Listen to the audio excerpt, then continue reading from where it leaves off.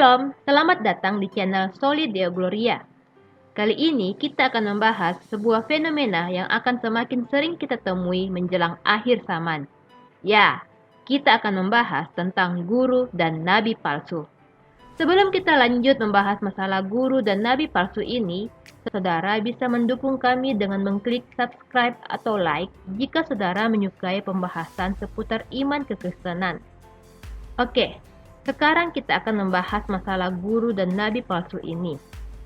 Yang dimaksud dengan guru dan nabi palsu adalah orang-orang yang menyampaikan pengajaran yang tidak sesuai dengan firman Allah, namun melabeli ajaran mereka sebagai ajaran Kristen yang alkitabiah. Tujuan dari guru dan nabi palsu sudah jelas untuk menyesatkan orang-orang percaya ataupun untuk mencari keuntungan dan puji-pujian untuk dirinya sendiri. Sekarang yang menjadi pertanyaan adalah, bagaimana cara kita membedakan guru-guru dan nabi-nabi palsu ini?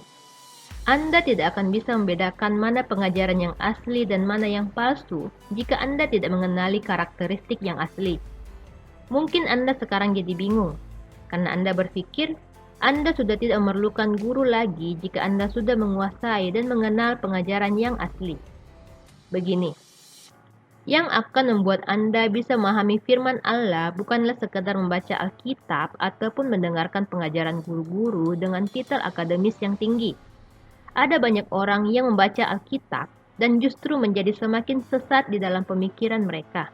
Begitu juga dengan mendengar pengajaran guru-guru agama, pendeta-pendeta atau siapapun itu. Mereka bisa berakhir di berbagai pemahaman yang berbeda. Satu-satunya yang bisa menjadi penolong Anda dalam memahami firman Tuhan adalah Tuhan sendiri. Anda bisa membaca ini di dalam 2 Timotius pasalnya yang kedua ayatnya yang ke-7. Jadi hal pertama yang perlu Anda lakukan sebelum mempelajari firman Tuhan adalah merendahkan hati Anda dan memohon pertolongan Roh Kudus-Nya. Jangan sampai Anda membaca Alkitab dengan mengandalkan pengertian-pengertian Anda sendiri. Apalagi jika Anda berusaha menjadikan Alkitab sebagai pembenaran atas pengertian-pengertian Anda sendiri. Setelah Anda meminta pertolongan dan bimbingan dari Tuhan, tentunya Anda harus mulai membaca firman-Nya dari hari ke hari. Anda harus menjadikan firman Tuhan sebagai kesukaan Anda dan merenungkannya siang dan malam.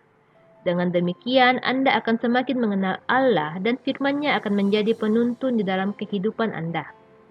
Jika Anda malas membaca firman-Nya dan firman-Nya tidak hidup di dalam Anda, maka firman-Nya tidak akan menuntun jalan hidup Anda dan juga tidak akan menjadi perisai yang melindungi Anda.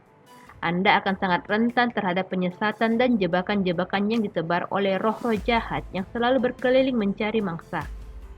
Begitu juga sebaliknya. Jika Anda bertumbuh dalam firman-Nya, maka Anda sangat mudah mengenali pengajaran-pengajaran palsu. Anda bisa menilai mereka dari buahnya. Apakah mereka menghasilkan buah roh di dalam kehidupan mereka sehari-hari? Apakah mereka berfokus pada memuliakan Tuhan atau juga mencari puji-pujian bagi diri mereka sendiri? Atau lebih parah lagi, pengajaran mereka justru mendorong Anda melakukan hal-hal yang tidak dikehendaki Allah di dalam firman-Nya. Jika Anda hidup di dalam firman-Nya, maka Anda akan bisa menghadapi guru dan nabi palsu seperti Tuhan Yesus menghadapi penyesatan iblis. Anda akan sanggup untuk menjawab mereka, ada tertulis demikian. Jadi pengajaranmu itu memelintir firman Tuhan. Oke, jadi sampai di tahapan ini Anda akan mampu untuk mengenali pengajaran-pengajaran palsu yang beredar di dunia ini. Tapi bagaimana jika pengajar-pengajar palsu ini melakukan banyak perbuatan-perbuatan ajaib? Alkitab mengatakan bahwa guru-guru dan nabi-nabi palsu ini akan melakukan banyak perbuatan ajaib yang ditujukan untuk memperdaya orang-orang percaya. Bagaimana Anda bisa mengetahui jika suatu perbuatan ajaib berasal dari Tuhan dan bukannya dari roh jahat? Hal pertama yang bisa Anda lakukan adalah mengamati mujizat yang dilakukan itu memuliakan nama Tuhan dan bukan mencari nama atau keuntungan untuk diri sendiri.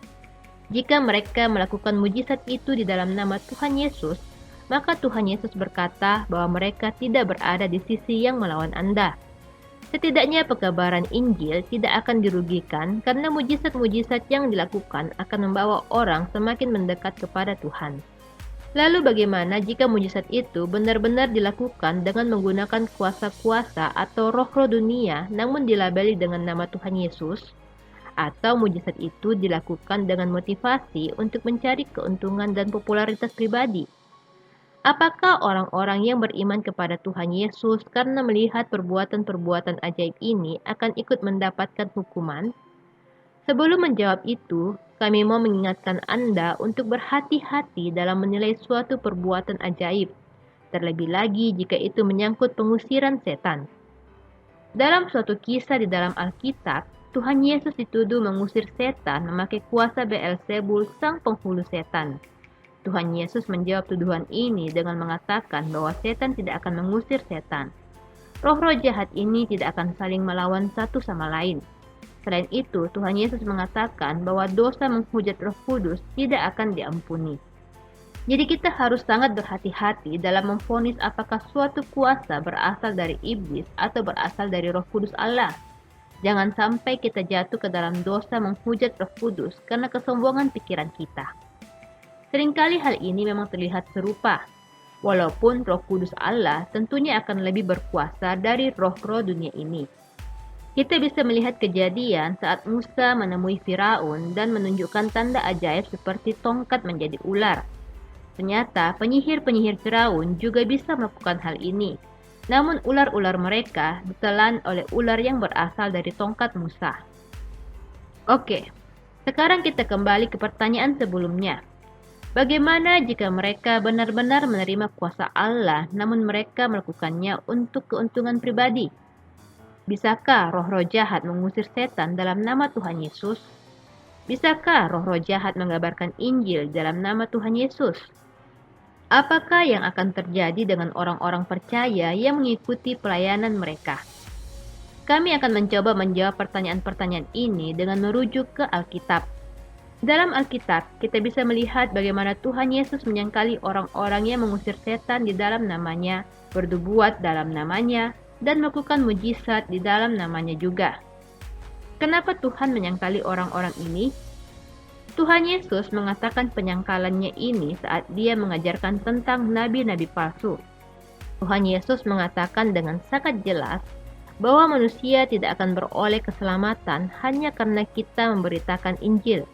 Jika kita tidak melakukan kehendaknya dan tidak berbuah di dalam pertobatan kita, maka semuanya itu sia-sia untuk kita. Jadi ini adalah kategori nabi palsu yang justru akan merusak penginjilan itu sendiri dengan perilakunya. Mereka bisa saja mengajarkan kasih, tapi apa gunanya jika mereka memukul istri dan anak-anaknya dengan kasar? Mereka kedapatan bersinah dan perbuatan-perbuatan lainnya yang tidak menunjukkan buah dari pertobatan mereka. Mereka bisa menjadi batu sandungan bagi orang lain. Nabi dan guru palsu lainnya adalah mereka yang mengajarkan Injil untuk keuntungannya sendiri. Mereka memperkaya dirinya dan mencari puji-pujian dari pelayanannya. Ini adalah suatu kesia-siaan. Tuhan Yesus mengatakan orang-orang yang melakukan ini sudah menerima upahnya. Kasih harus nyata melalui perbuatan. Bagaimana bisa seseorang mengaku hidup dalam terang kasih Kristus jika dia menumpuk harta saat masih ada saudaranya yang kelaparan? Itu sangat bertentangan dengan pengajaran Tuhan yang melarang kita mengumpulkan harta di dunia ini, karena ngengat dan karat akan merusak itu. Orang percaya hendaknya mengumpulkan hartanya di sorga, dengan melakukan hal-hal yang berkenan di dalam Allah sehingga mereka mendapatkan upahnya di kehidupan yang kekal. Dari pernyataan-pernyataan di dalam Alkitab ini, kita bisa melihat bagaimana orang-orang yang menggunakan kuasa yang berasal dari Allah untuk tujuan-tujuan yang duniawi akan berakhir dalam kesia-siaan atau bahkan kebinasaan. Selanjutnya, bisakah roh jahat mengusir setan di dalam nama Tuhan Yesus? Kita harus melihat dua kejadian di dalam Alkitab untuk menjawab pertanyaan ini. Kejadian pertama adalah saat murid-murid melaporkan ada orang yang mengusir setan di dalam nama Tuhan Yesus. Para murid bermaksud menghentikan orang-orang itu, namun Tuhan Yesus melarang mereka. Tuhan Yesus mengatakan, orang-orang yang tidak melawan kita berada di pihak kita. Mungkin ada yang bertanya, jika mereka ada di pihak kita, lalu kenapa ada yang akan disangkali oleh Tuhan Yesus? Begini, hanya karena mereka berada di barisan kita, bukan berarti Tuhan menyukai mereka. Hal itu hanya berarti mereka tidak akan menyerang kita karena mereka mencari untung di antara kita. Tapi tetap saja Tuhan akan menolak mereka karena tujuan mereka menyebarkan Injil lebih untuk mencari keuntungan pribadi. Kejadian kedua yang perlu kita perhatikan adalah Tuhan Yesus dituduh melakukan perbuatan ajaib dengan bantuan Beelzebul. Tuhan Yesus menjawab tujuan ini dengan mengatakan bahwa setan tidak akan melawan setan. Tuhan Yesus memberi peringatan keras di dalam kisah ini agar kita berhati-hati dalam menilai perbuatan ajaib. Jangan sampai kita menghujat Roh Kudus dan menilai karyanya sebagai perbuatan roh jahat. Jadi dari kedua kisah ini kita bisa melihat bahwa roh jahat tidak akan mengusir roh jahat, namun manusia bisa menyalahgunakan kuasa Allah untuk kepentingannya pribadi. Pertanyaan selanjutnya, bisakah roh jahat mengabarkan Injil di dalam nama Tuhan Yesus? Untuk menjawab pertanyaan ini, kita bisa melihat ayat 1 Yohanes pasal 4 ayatnya yang kedua dan ketiga. Dengan jelas dikatakan bahwa setiap roh yang mengakui Yesus Kristus telah datang sebagai manusia berasal dari Allah, dan setiap roh yang menolak Dia tidak berasal dari Allah. Tapi jangan salah memahami ayat ini. Yang dimaksud dengan mengakui Yesus Kristus di dalam ayat ini adalah pengakuan pribadi orang tersebut, dan bukan apa yang diucapkannya di hadapan orang banyak. Bisa saja di hadapan orang banyak dia mengakui Tuhan Yesus, namun di dalam hatinya dia tidak mengakui Tuhan Yesus. Ada banyak pendusta di dunia ini, dan oleh karena itu kita harus selalu melihat buah mereka. Jadi jika Anda melihat orang mengabarkan Injil dan hidupnya menghasilkan buah dari pertobatannya, maka roh yang ada padanya berasal dari Allah. Roh jahat dan para pendusta tidak akan ada yang mengabarkan firman Tuhan yang sejati. Entah mereka memelintir firman-Nya ataupun memangkas firman Tuhan itu untuk menyenangkan telinga pendengarnya. Saat ini ada banyak guru palsu yang hanya mengabarkan kasih Allah atas manusia, namun mereka tidak mengajarkan bagaimana manusia harus merespon kasih Allah itu. Mereka takut kehilangan popularitas jika mendorong jemaatnya menaati tuntunan Roh Kudus dan mematikan kedagingan-kedagingan yang masih nyata di dalam kehidupan sehari-hari. Ada banyak gereja di mana Kristus bukan lagi yang tertinggi di dalamnya.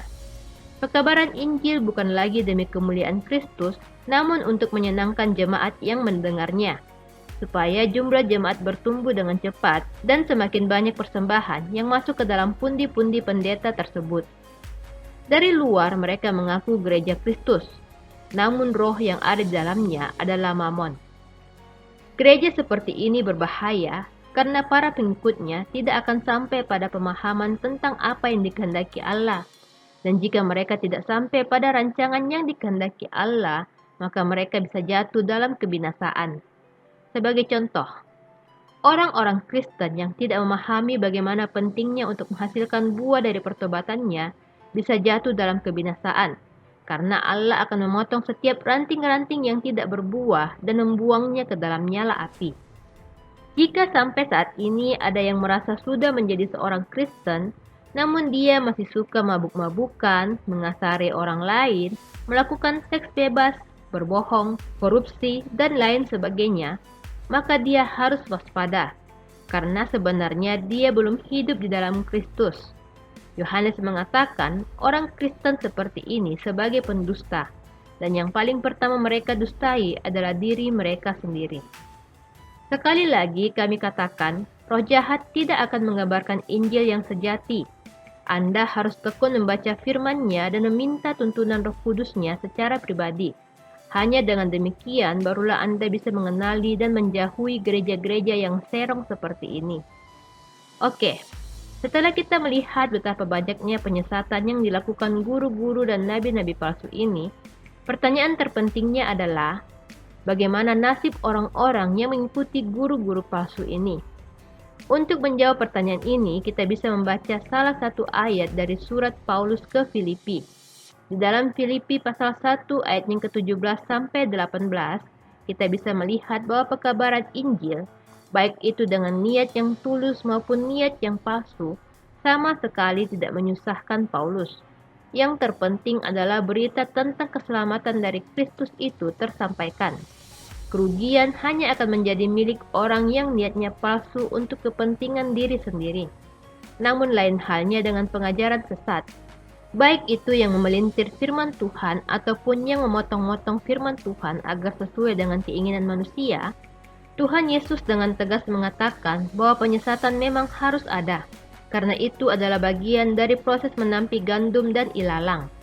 Seperti Allah membiarkan iblis tetap ada sampai sekarang, demikian juga Allah membiarkan para penyesat ini tetap berkeliaran sampai sekarang.